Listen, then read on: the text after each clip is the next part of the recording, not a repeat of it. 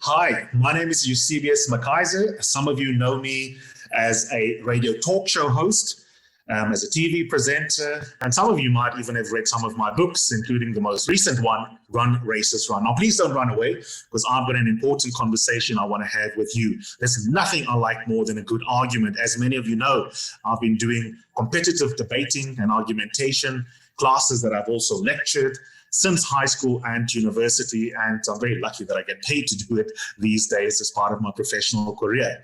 Now, like you, I'm also very engaged with some contentious topics that are of critical importance to South Africa and to the world at large right now. It might be discussions around COVID-19. It could be about white supremacy and anti-Black racism.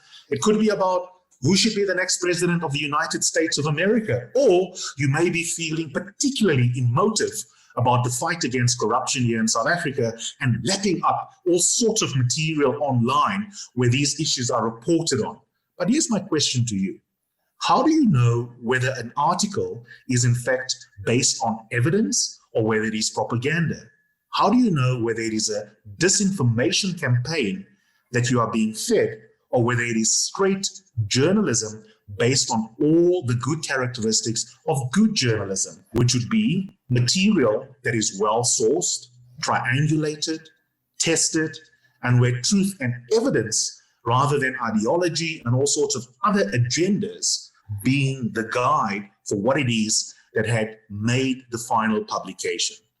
Now, it can be very hard to distinguish, especially because, like you, I like to have my worldview sometimes affirmed. And when you feel really nice about your beliefs and your beliefs are being mirrored back in an article that you are consuming, you could be lowering your critical faculties. So I've got two recommendations for you. Trust your critical judgment. Be skeptical without being cynical. Ask yourself, who else is reporting on this?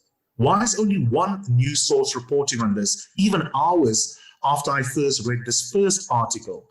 What is the reputation of this journalist, this publication, for example?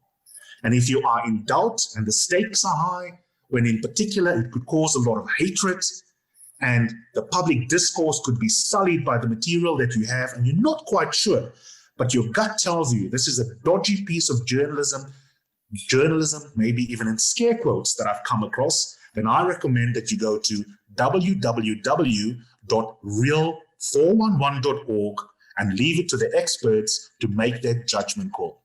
Cheers.